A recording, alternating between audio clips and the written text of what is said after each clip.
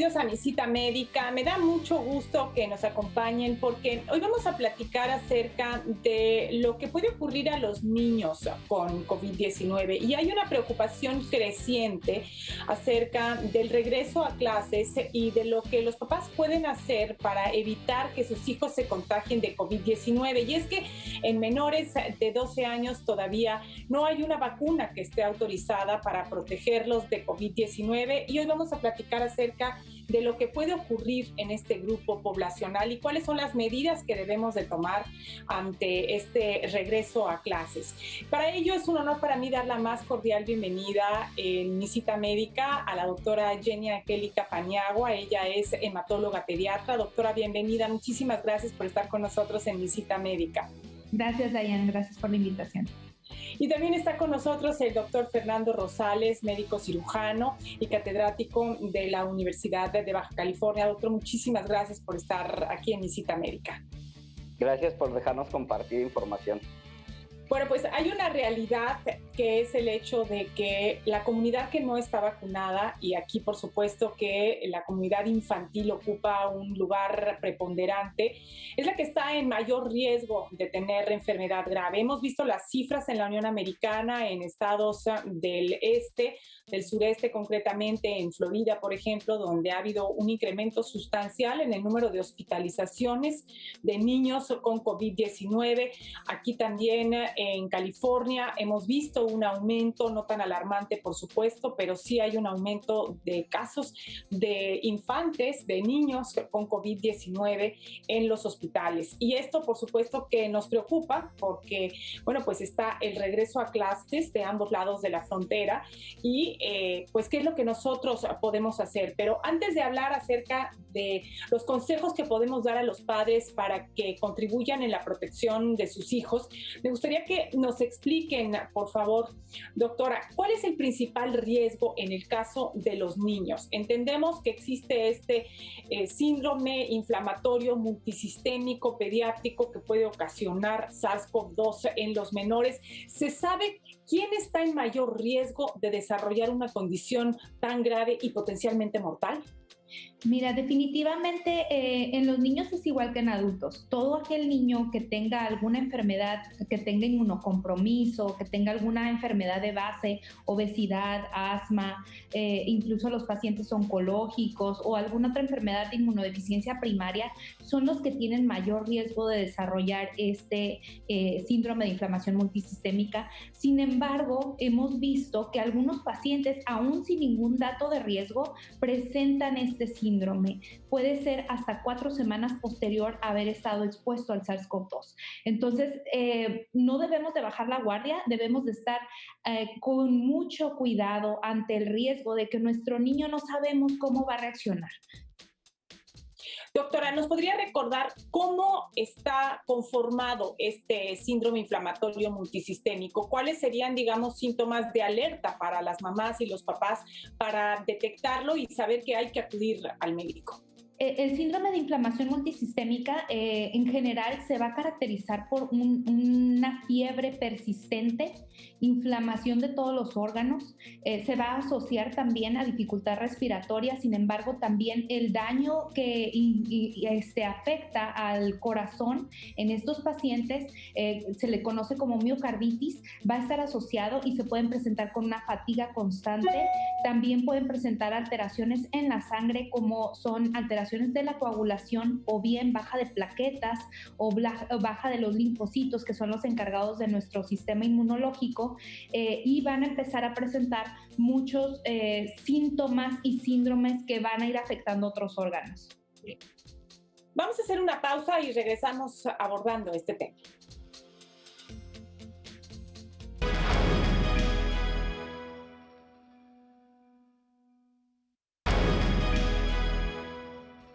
Gracias por continuar con nosotros en Mi Cita Médica. Estamos platicando acerca de COVID en niños. Y doctor Rosales, platíquenos por favor de las etapas de la enfermedad, de las etapas de COVID-19.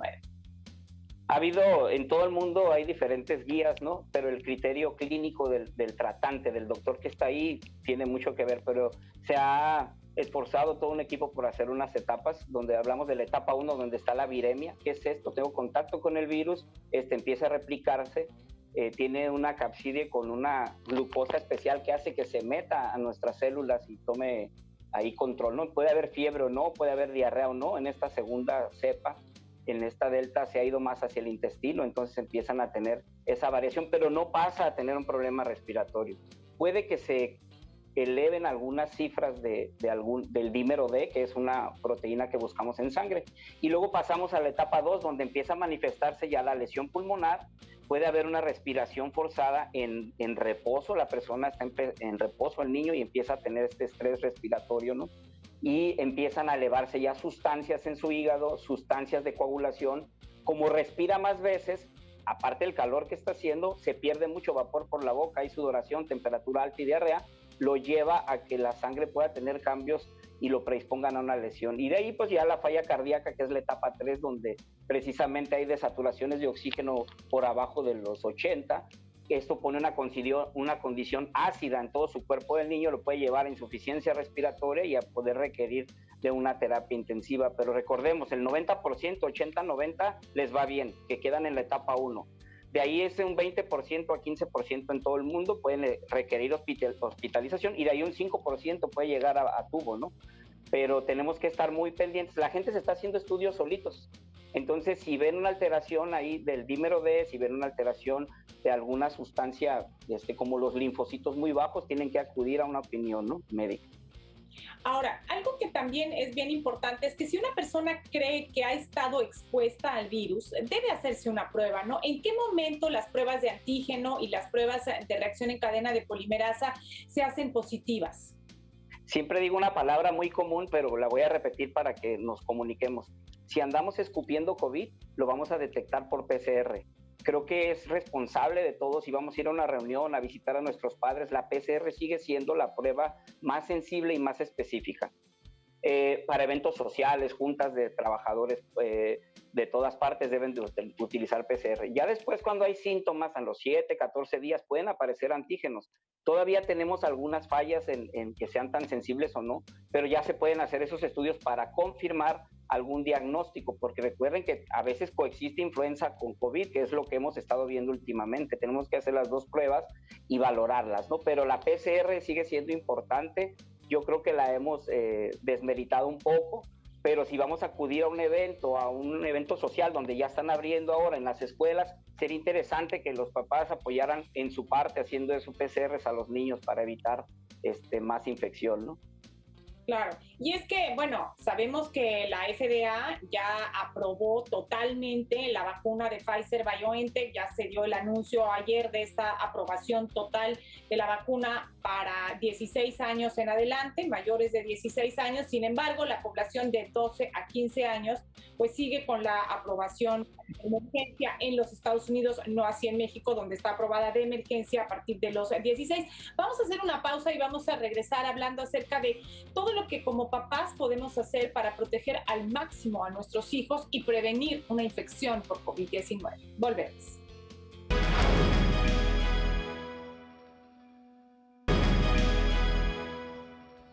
Gracias por continuar con nosotros en Mi Cita Médica. Ante el regreso a clases, vamos a platicar acerca de lo que como papás podemos hacer para reducir el riesgo de contagio de COVID-19 en nuestros hijos. Doctora Rosales, platíquenos, por favor, doctora Paniagua, platíquenos, por favor, qué es lo que podemos hacer como papás. Obviamente, predicar con el ejemplo, utilizar la mascarilla, lavarnos las manos frecuentemente, no estarnos tocando constantemente la cara, pero ¿qué más podemos hacer para tratar de proteger a nuestros hijos al máximo en este regreso presencial a clases?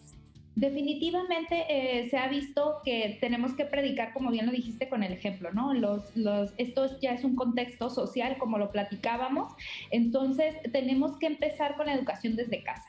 Tenemos que indicarles a nuestros hijos que tienen que mantener su distanciamiento social, no compartir alimentos, no cambiarse los cubrebocas, porque casualmente los niños chiquitos se cambian los cubrebocas porque está más bonito el dibujito del amiguito.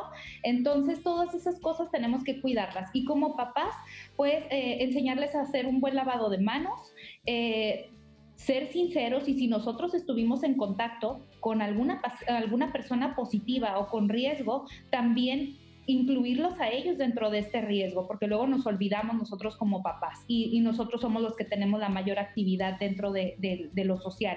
Entonces, todo esto pudiera ayudar a disminuir el riesgo de contagio entre nuestros hijos. La otra es mantener una alimentación balanceada. Se ha visto que el incremento de vitamina D disminuye las complicaciones por SARS-CoV-2, el tener una dieta alta en zinc, también magnesio, vitamina C, nos pudiera ayudar también para mantener una respuesta más adecuada y menos grave para el proceso infeccioso e inflamatorio del SARS-CoV-2. Doctor Rosales, ¿qué sugiere, además de lo que comenta la doctora Paniagua? PCR, los que puedan hacerlo, sabemos que es un costo alto, a veces los gobiernos no van a poder con todo. Creo que nuestra parte como padres, los que puedan hacerle PCRs a sus hijos y a la comunidad que va a asistir, disminuir el número de alumnos que asisten a clases. Yo sigo pensando en el N95 y una careta, porque entra por conjuntiva también en los ojos. Y la otra es realmente que sepa todos que es un ensayo. Estamos haciendo un ensayo en las escuelas donde se van a hacer muestreos, donde se va a tomar decisión en base a esto. Tenemos que enfrentarlo también a esta pandemia, y una de las situaciones va a ser esta, ¿no? Recuerden que es un sondeo, no es un regreso definitivo. Por lo menos en Baja California se mueven el color de los semáforos y estamos todo el tiempo monitoreando y reportando para tener evidencia y poder decir cómo va a comportarse la sociedad, ¿no? Pero sí, manos con su alcohol, su gel, su distancia de 1,50 m, N95 y la careta, fuera mi opinión, ¿verdad? Claro, y esto es fundamental porque, bueno, en el caso del condado de San Diego, por ejemplo, que vimos el regreso a clases después de la segunda ola de COVID-19, y no hubo un aumento importante de casos de COVID-19 en niños gracias a las medidas que se implementaron en planteles escolares. Y esto en algunas escuelas privadas, cómo implementaron estas medidas de seguridad con separaciones entre niños, marcando la distancia, estando al aire libre lo más posible, comiendo al aire libre cuando se tienen que quitar la mascarilla. Todas esas medidas, sin lugar a dudas, fueron de gran beneficio. Sin embargo, también es una realidad que no estábamos ante esta variante Delta, que ya se vio que es muchísimo, 8, 9, 10 veces más contagiosa que los virus anteriores. Entonces también vamos a ver qué es lo que sucede ante este escenario, aunque pues cada vez hay más personas vacunadas, y por supuesto en el caso de los maestros, pues ya en el caso de California hay obligación de que estén vacunados y tienen que hacerse prueba semanal aquellos que no estén vacunados. En el caso de Baja California, pues la vacuna se empieza a administrar a partir de los 16 años de edad. Entonces esta comunidad hasta los 16, esta comunidad pediátrica, pues sí va a estar en riesgo, y es muy importante que se tomen todas estas medidas porque estamos ante un virus muchísimo más contagioso que el que se vio hace unos meses, ¿no?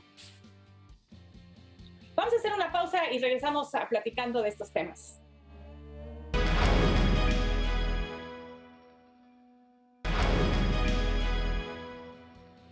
Gracias por continuar con nosotros en Mi Cita Médica. Estamos hablando de la mejor forma de prevenir COVID-19 ante este regreso a clases, y sin duda para las poblaciones que ya tienen acceso a ella es la vacuna. Cualquiera de las vacunas disponibles contra COVID-19 es una gran opción para reducir la posibilidad de contagiarse de la enfermedad y definitivamente eliminar el riesgo de complicación o muerte a menos de que hubiese alguna otra enfermedad subyacente. Explíquenos, por favor, cómo damos a conocer esta información, cómo convencemos a quienes todavía creen en estas teorías de la conspiración y en otras fantasías relacionadas con la vacuna y todavía no se quieren vacunar, todavía no confían en las vacunas y todavía no pueden entender que es la única forma que además vamos a tener nosotros para evitar que sigan generándose nuevas variantes cada vez más agresivas y más contagiosas.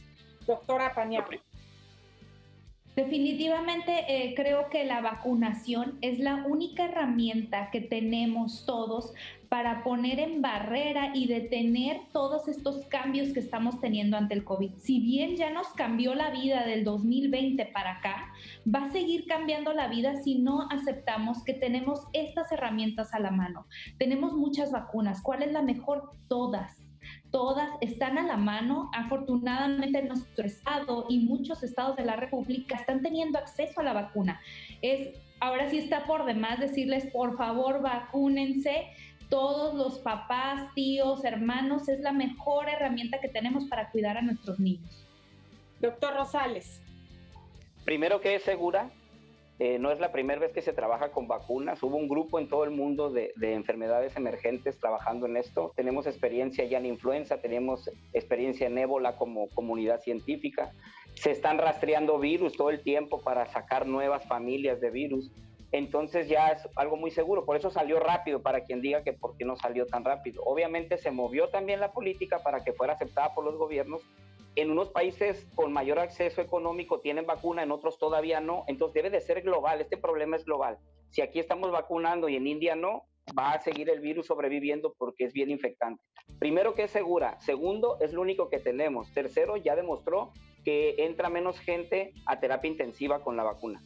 Y ahorita en esta tercera ola estamos viendo pacientes que llegan con síntomas y que no están vacunados. Entonces necesitamos que ese 30% de la población, que fue la estadística que revisamos, más o menos el 30%, o sea, de 100, 30 no la aceptan. Entonces eso es suficiente para que el virus siga viviendo entre las personas, ¿no? Y es bien infectante esta variante de la Delta que estamos viendo. Doctora Paniagua, ¿qué podemos hacer para convencer a estos papás de que vacunen a sus hijos, de que ellos mismos se pongan la vacuna, porque de esta forma también van a reducir el riesgo para los hijos más pequeños que no pueden recibir la vacuna? Pues definitivamente ya es una vacuna que está aceptada, ya no como uso de emergencia, ya es parte del esquema en Estados Unidos, por ejemplo. En nuestro país todavía falta, pero no creo que falte mucho para que quede dentro de nuestro esquema. Y pues como bien lo dijo el doctor, es segura, es efectiva, disminuye el riesgo de terapia intensiva en todos los pacientes, en todos los niveles, y hay que aprovechar en las edades en que ya está disponible en nuestro país, y en los otros países, pues bueno, se está aceptando ya para menores y se están trabajando para el uso emergente en menores de 12 años. Entonces, pues hay que convencerlos, hay que aceptar esta vacuna. Si bien tenemos algunas dudas sobre los efectos adversos, todo medicamento químico nos puede causar un evento adverso. Sin embargo, están menos del 1% en comparación con todas las complicaciones que podemos vivir en nuestro organismo y alrededor de nosotros. Exactamente. ¿Cuántas personas no tienen miedo de la miocarditis, por ejemplo, en jóvenes que se ha experimentado con las vacunas de ARN mensajero? Pero la miocarditis es muchísimo más común en quien le da COVID que por una vacuna. Es rarísimo que al que le pone la vacuna le dé miocarditis, pero es mucho más común que tenga miocarditis al que le da COVID. Ahora, doctor Rosales, ¿cómo va el tema de la investigación en menores de 12 años? ¿En qué punto va esto? ¿Cuándo se podrá contar con vacuna para menores de 12 años y cómo está dividido el grupo de edad para las investigaciones? El reto principal ha sido la producción, ¿no? A lo mejor todos queremos vacuna, pero no alcanza la producción para todo el mundo. Ese es uno de los retos que se está trabajando. Ya en México se habla de una vacuna patria que va a dar noticias, yo creo, en unos 30 días. Ya la vamos a producir o a mezclar aquí mismo y envasar. En pacientes menores de 12 años, pues se ha ido a lo prioritario. Primero fueron los adultos, después las embarazadas, después que los tomamos como prioridad. De hecho, si usted está embarazada, pasa a la fila primero porque bajan su sistema inmune, está bajo y tiene prioridad de vacuna. Para las que se sepan ya embarazadas, tienen que acudir a vacunarse para darles protección. Pero en los menores de edad, que están en menos de 12 años, todavía como no hemos tenido tanta población enferma realmente como los adultos, son limitados los números y todavía no se toman decisiones serias, ¿no? Pero la idea es que queden todos dentro de esta planilla de vacunación. Sí.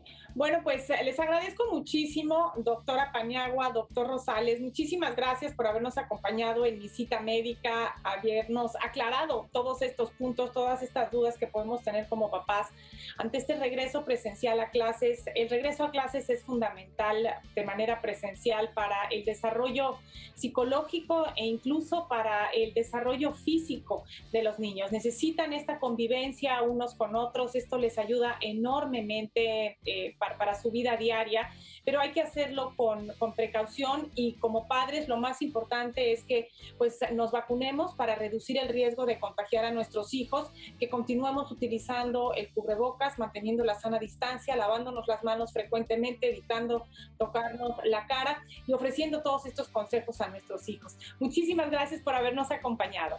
Hasta la próxima. Gracias.